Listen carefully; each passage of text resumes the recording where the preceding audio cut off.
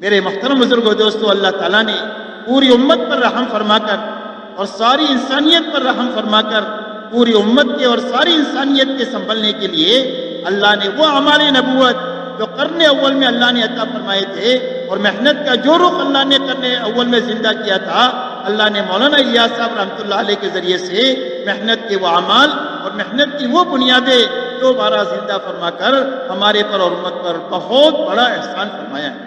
اس لیے مولانا الیاس صاحب رحمۃ اللہ علیہ فرماتے تھے کہ مجھے قرن اول کا ہیرا مل گیا، اور یوں فرماتے تھے کہ اس کام کو میں حضور صلی اللہ علیہ وسلم والا کام سمجھ کر کر رہا ہوں۔ اور جب ان سے پوچھا گیا کہ آپ اس محنت سے کیا چاہتے ہیں، آپ پوری امت کو کہتے ہیں نکلو نکلو نکلو، آخر نکلنے سے کیا چاہتے ہیں آپ؟ تو فرمایا میں پوری امت کو نکالنے سے یہ چاہتا ہوں کہ ہر فرد امت اس محنت کو کرتے کرتے دین کی اس سطح تک پہنچ جائیں جہاں حضور صلی اللہ علیہ وسلم امت کو چھوڑ کر کے گئے تھے۔ اتنی بڑی منزل ہماری ہے اس محنت کے راستے سے کہ ہر فرد امت اس محنت کو اچھی طرح کرتے ہوئے اور پوری طرح کرتے ہوئے دین کی اس سطح تک پہنچے اور ان بنیادوں تک پہنچے جس بنیادوں پر اللہ کے نبی صلی اللہ علیہ وسلم امت کو چھوڑ کر گئے تھے۔ تو آپ امت کو کہاں چھوڑ کر گئے تھے؟ فرمایا پوری امت کو دو بنیادوں پر چھوڑ کر گئے تھے۔ ایک تو ہر فرد امت میں پورا دین اپنی حقیقت کے ساتھ پایا جاتا تھا، اس لیے کہ دین ہے اور ادھورا ہے، مدد نہیں آئے گی، مصیبت آئے گی۔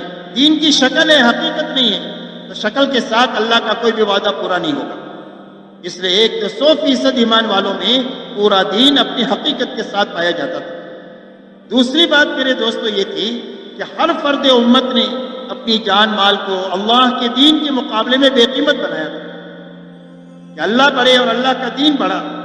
اللہ کے لیے اور اللہ کے دین کے لیے ایک جان لگانی پڑے تو ایک جان بھی لگا سکتا ہوں، اور 1000 جانیں لگانی پڑے تو 1000 جان لگا سکتا ہوں، اور اللہ کے دین کے لیے اور اللہ کے نام پر 1 روپیہ لگانا پڑے تو 1 روپیہ لگا سکتا ہوں، اور 1,00,000 لگانا پڑے تو 1,00,000 لگا سکتا ہوں، اور جھاڑو مار کر لگانا پڑے تو جھاڑو مار کر لگا سکتا ہوں، اس یقین کے ساتھ کہ اللہ کی نسبت پر جب میں لگا دوں گا تو اللہ مجھے اجاڑیں گے نہیں بلکہ اللہ مجھے آباد کر دیں گے۔ 100% ایمان والوں نے اپنی جان مال کو بے قیمت بنایا تھا اللہ کے دین کے مقابلے میں۔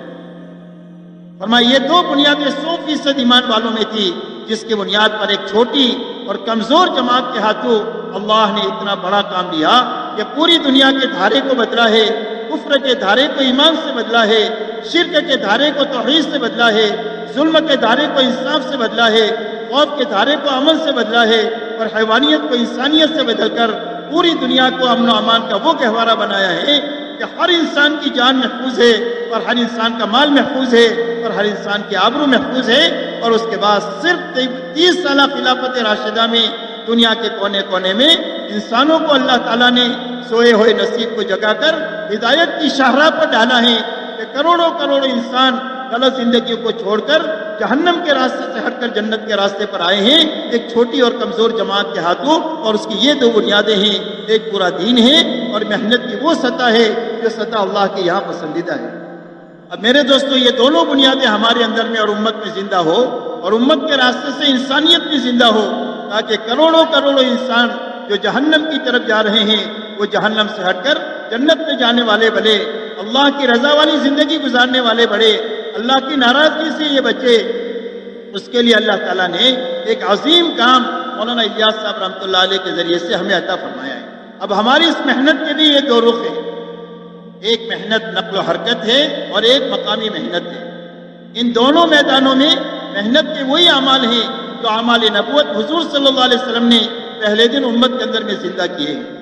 اب اس محنت کا پورا ہمیں نفع ملے اور پوری امت کو ملے اور ساری انسانیت کو ملے، اس کے لیے راستہ سب سے پہلا یہ ہے کہ اس کام کو صحیح طریقے سے کیا جائے۔ اب اس کام کو صحیح طریقے سے کرنے کی کیا معنی ہے؟ فرمایا سب سے پہلے صحیح کرنے کے معنی یہ ہے کہ اس محنت کو قربانی کے ساتھ کیا جائے۔ تو قربانی کے کیا معنی ہے؟ قربانی کے معنی یہ ہے کہ ہماری اس محنت میں جتنے انفرادی اور اجتماعی اعمال ہیں، روزانہ کے اعتبار سے، ہفتے کے اعتبار سے، مہینے کے اعتبار سے، سال کے اعتبار سے، صبح شام کے اعتبار سے، وہ سارے انفرادی اجتماعی اعمال کو اپنے وقت پر کرنا، جی چاہے تو بھی کرنا اور نہ چاہے تو بھی کرنا۔ فرصت ہے تو بھی کرنا، اور کوئی مشغولی آ گئی تو مشغولی کو آگے پیچھے کرنا، عمل کو آگے پیچھے نہیں کرنا، اس کا نام قربانی ہے۔ اس لیے کہ جی چاہا تو کیا اور نہ چاہا تو چھوڑ دیا، فرصت ہوئی تو کیا اور مشغولی آئی تو چھوڑ دیا، تو اس طریقے سے کام نہیں رہے گا، بلکہ کام کھیل بن جائے گا۔ کام اسی وقت میں کام بنے گا جب اس کو ہر حال میں کیا جائے، جی چاہے تو بھی کرنا، نہ چاہے تو بھی کرنا، فرصت ہے تو بھی کرنا اور مشغولی ہے تو بھی وقت پر کرنا، اس کا نام کام ہے اور اسی کا نام قربانی ہے۔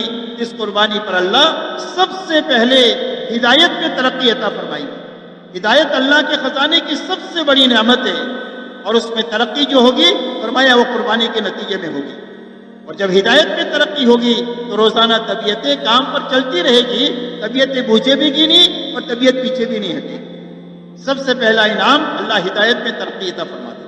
دوسرا، کام کو کام بنانے کے نتیجے میں اللہ تعالیٰ اپنے خزانے سے حلال روزی عطا فرمائیں گے کہ آدمی کھاتے کھلاتے تھک جائے اور ختم ہو کر کے نہ دے۔ اللہ کے خزانے سے لینے کا سب سے بڑا دروازہ یہ قربانی کا دروازہ ہے، اللہ کے دین پر، جس پر اللہ اتنا دیتے ہیں کہ صدیوں تک کھائے کھلائے اور ختم ہو کر کے نہ دے۔ تیسرا انعام اللہ یہ دیں گے قربانی کے ساتھ کام کرنے کے نتیجے میں کہ اللہ تعالیٰ حالات کو سنگینی سے نکال کر عافیت کے حالات پیدا کر دیں گے۔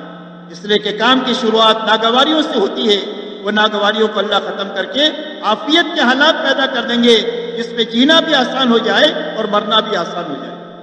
اسی لیے قرآن میں اللہ فرماتے ہیں وَالَّذِينَ جَاهَدُوا فِينَا لَنَهْدِيَنَّهُمْ سُبُلَنَا وَإِنَّ اللَّهَ لَمَعَ الْمُحْسِنِينَ۔ فرمایا جو مجاہدہ کریں گے ہم ضرور کی ضرور ان کو ہدایت دیتے رہیں گے۔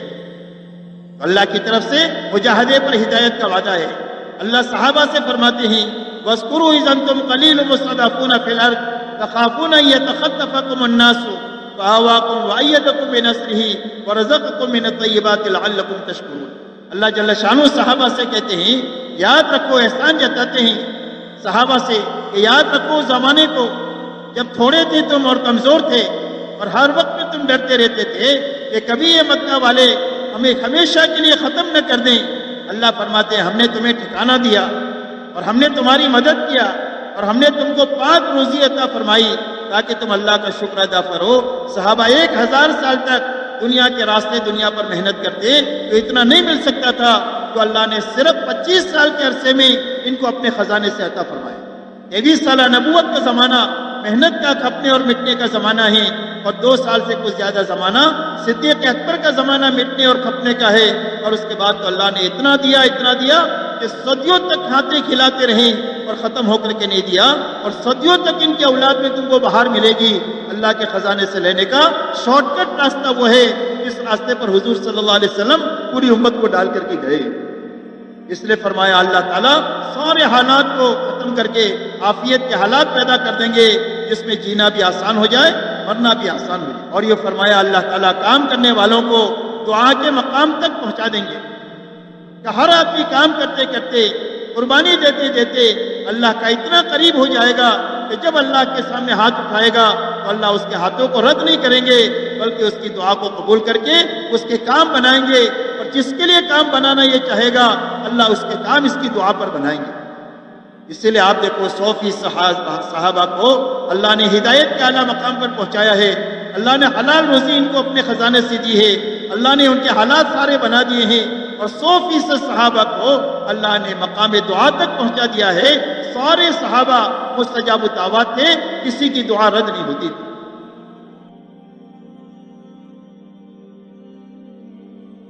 جو کچھ سنا اللہ پاک اس پر عمل کرنے والا اور ساری کی ساری انسانیت تک پہنچانے والا بنائے۔ دین کی بات پھیلانا صدقہ جاریہ ہے۔ مزید ہماری ویڈیوز کو دیکھنے کے لیے ہمارے چینل دعوت تبلیغ کو سبسکرائب کریں۔ جزاکم اللہ خیرہ۔